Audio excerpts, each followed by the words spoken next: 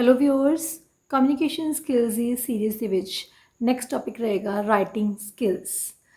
ਅਸੀਂ ਇਸ ਤੋਂ ਪਹਿਲਾਂ ਲਿਸਨਿੰਗ ਸਕਿੱਲਸ ਰੀਡਿੰਗ ਸਕਿੱਲਸ ਕਰ ਚੁੱਕੇ ਹਾਂ।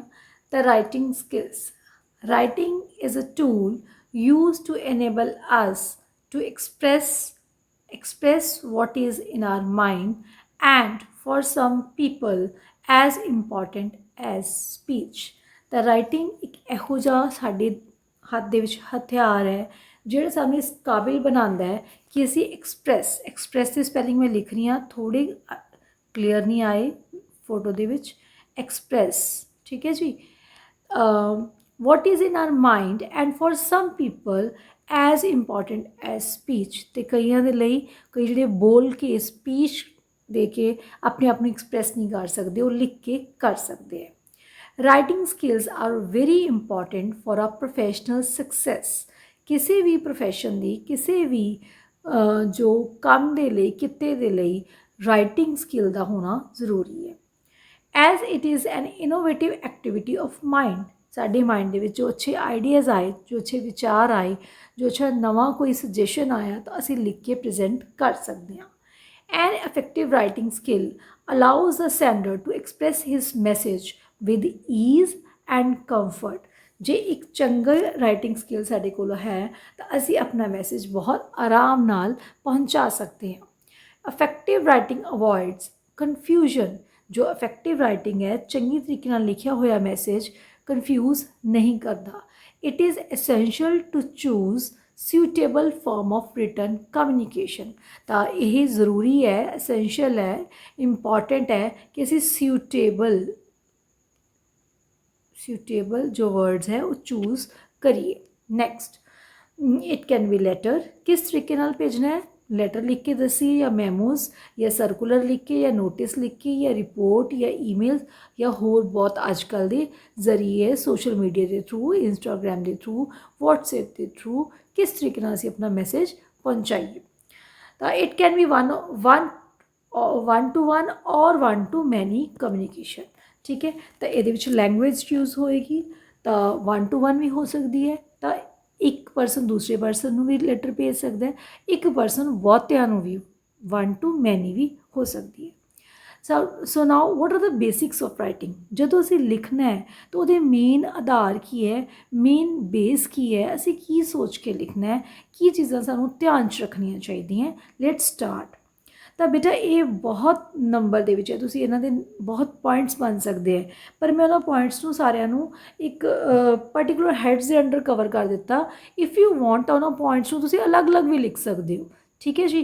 ਤਾਂ ਜਿਸ ਤਰ੍ਹਾਂ ਕਿ ਮੈਂ ਕਲਾਸ ਦੇ ਵਿੱਚ ਬੜੇ ਆਰਾਮ ਨਾਲ ਕਰਵਾਏ ਸੀ, punctuation mark, then capital letters ਨੂੰ ਅਲੱਗ ਕਰਵਾ ਦਿੱਤਾ, ਦੈਨ ਤੁਹਾਡੀ ਵੋਕੈਬਲਰੀ, ਫਾਈਨ, ਪੈਰਾਫਰੇਜ਼ਿੰਗ ਸਭ ਤੁਸੀਂ ਉਹ ਲਿਖ ਸਕਦੇ ਹੋ। ਦੈਨ ਏਮ ਫॉर ਕਲੈਰਿਟੀ, ਅਸੀਂ ਜੋ ਟੂ ਦਾ ਪੁਆਇੰਟ ਕਰਦੇ ਹਾਂ, aim for clarity. The writer must clear the aim of writing. ਮਤਲਬ ਰਾਈਟਰ ਨੂੰ ਪਤਾ ਹੋਵੇ ਕਿ ਉਹ ਕਿਸ ਪਰਪਸ ਲਈ ਲਿਖ ਰਿਹਾ ਹੈ।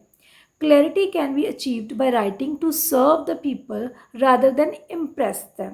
ਅਸੀਂ ਲਿਖ ਕੇ ਕਿਸੇ ਨੂੰ ਇੰਪ੍ਰੈਸ ਨਹੀਂ ਕਰਨਾ, ਅਸੀਂ ਉਹਨਾਂ ਨੂੰ ਆਪਣਾ ਮੈਟਰ ਪਹੁੰਚਾਉਣਾ ਹੈ। Clarity in writing begins with clarity in thoughts. ਅਤੇ ਰਾਈਟਿੰਗ ਦੇ ਵਿੱਚ ਕਲੈਰਿਟੀ ਕਦੋਂ ਆਏਗੀ? ਜਦੋਂ ਸਾਡੀ ਥਾਟਸ ਦੇ ਵਿੱਚ ਅਸੀਂ ਜੋ ਸੋਚ ਰਹੇ ਹਾਂ ਕਿ ਅਸੀਂ ਕੀ ਸਾਹਮਣੇ ਵਾਲੇ ਨੂੰ ਦੱਸਣਾ ਹੈ, ਜੇ ਸਾਡੇ ਮਾਈਂਡ ਦੇ ਵਿੱਚ ਕਲੀਅਰ ਹੈ, ਇਨ ਮਾਈਂਡ ਕਲੀਅਰ ਹੈ, ਸਾਡੀ ਸੋਚ ਦੇ ਵਿੱਚ ਕਲੀਅਰ ਹੈ, ਤਾਂ ਹੀ ਅਸੀਂ ਸਾਹਮਣੇ ਵਾਲੇ ਨੂੰ ਸਹੀ ਕਨਵੇ ਕਰ ਸਕਦੇ ਹਾਂ। ਨੈਕਸਟ, ਮੈਂ ਬਹੁਤ ਪਰਟੀਕੂਲਰ ਵਰਡਸ ਲਿਖੇ ਬੱਚੇ, ਬਹੁਤ ਵੱਡਾ ਟੌਪਿਕ ਸੀ, ਸ਼ਾਰਟ ਕਰਕੇ ਮੈਂ ਬਣਾਇਆ ਹੈ ਤਾਂ ਕਿ ਤੁਹਾਡੇ ਲਈ 6 ਮਾਰਕਸ ਲਈ ਮੋਰ ਦੈਨ ਸਫੀਸ਼ੈਂਟ ਹੈ। Using correct grammar.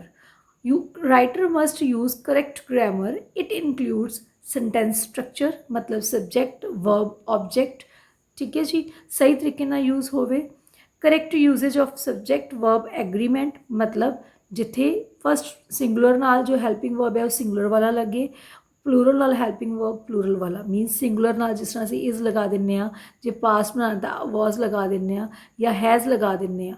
But plural ਨਾਲ ਅਸੀਂ ਕੀ ਲਗਾਉਂਦੇ ਹਾਂ? ਜੇ ਪਲੂਰਲ ਹੈ, ਮੋਰ ਦੈਨ 1 ਹੈ, ਤਾਂ ਅਸੀਂ ਆਰ ਲਗਾ ਦਿੰਦੇ ਹਾਂ।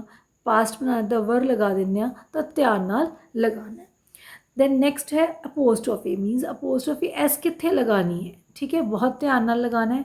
देन नेक्स्ट है punctuation marks, then tenses, then articles. Tenses मतलब प्रेजेंट पास्ट। इस तरह ना होवे कि जे तुसी इज एम आर यूज़ करना है, मतलब किसी के प्रेजेंट की गल दसनी है, तुसी वॉज वर्ड च ही लिखी जाते हो, तुसी उस परसन ही वॉज वर्ड कर दिता। ठीक है, आर्टिकल्स ए एंड द ध्यान नाल यूज़ करने हैं, तो ये सारे तुसी पॉइंट्स दे विच भी लिख सकते हो।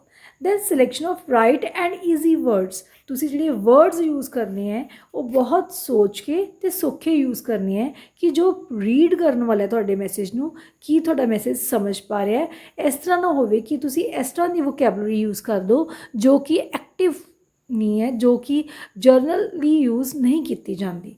The words should used for writing should be very easy, used correctly for better understanding of the content. Content नूं चंगी तरह समझण दे लई, जो भेजा जा रहा है उन्होंने समझण दे लई, बैटर अंडरस्टैंडिंग दे लई तुसी जो वोकैबलरी है वो करैक्टली ते सौखी यूज़ करनी है। Then forming easy sentence structure, ਇੱਦਾਂ नहीं है कि बहुत ਵੱਡੇ ਵੱਡੇ सेंटेंस 4-4 5-5 ਲਾਈਨਾਂ ਦੇ ਬਣਾ ਦਿਓ। ਸ਼ਾਰਟ ਸੈਂਟੈਂਸਿਸ ਦੇ ਵਿੱਚ ਤੁਸੀਂ ਆਪਣੀ ਜੋ ਮੈਸੇਜ ਹੈ ਕਨਵੇ ਕਰਨਾ ਹੈ। Message should be conveyed by forming short sentences. Then long sentences can make topic dull and difficult to understand. ਜੇ ਤੁਸੀਂ ਲੌਂਗ ਲਿਖੋਗੇ ਤਾਂ ਤੁਹਾਡਾ ਟੌਪਿਕ ਬਹੁਤ ਡਲ ਹੋ ਜਾਏਗਾ, ਬਹੁਤ ਬੋਰਿੰਗ ਹੋ ਜਾਏਗਾ। Then avoid faulty diction. Faulty diction मतलब diction means manner in which something is written in words. तुसी वर्ड्स किस तरीके नाल प्रेजेंट किए हैं, using the most appropriate words in a particular context. मतलब उस पर्टिकुलर लाइन के किस तरीके का वर्ड आना चाहिए वो तुसी देखना है। Will make your writing stand out, मतलब डिफरेंट राइटिंग थोड़ी बनेगी तो अंडरस्टैंडेबल होएगी। Revise what you have written, जदों तुसी कुछ भी लिख दिता तो तुसी उन्होंने प्रॉपर रिवाइज करना है। After completing the writing you must check errors, revise and improve before sending it to others. दूसरिਆਂ ਨੂੰ भेजन तो पहला इन्हों प्रॉपर चैक करना है। Go through line by line, single line check करनी है to look for mistake. Mistake किस तरीके की हो सकती है, ग्रैमर दे विच, ग्रैमर दे विच, punctuation marks like comma, exclamation sign, then question mark, then inverted commas, fine, apostrophe, कोई भी जो तुसी फुल स्टॉप लगाना है ये भी तुसी गलती कर सकते हो। दैन स्पैलिंग्स, सिंटैक्स, डिक्शन, इसनों की कहते हैं जो असी किसी प्रूफ भेजन तो पहला, असी फाइनल भेजन तो पहला जो पढ़ते हैं that is called proofreading. So अगे थोड़ा आएगा मेन ये आ जाएगा थोड़ा conclusion. So thus these were the main basics of writing which we have to take care while writing any content. Thank you. God bless you.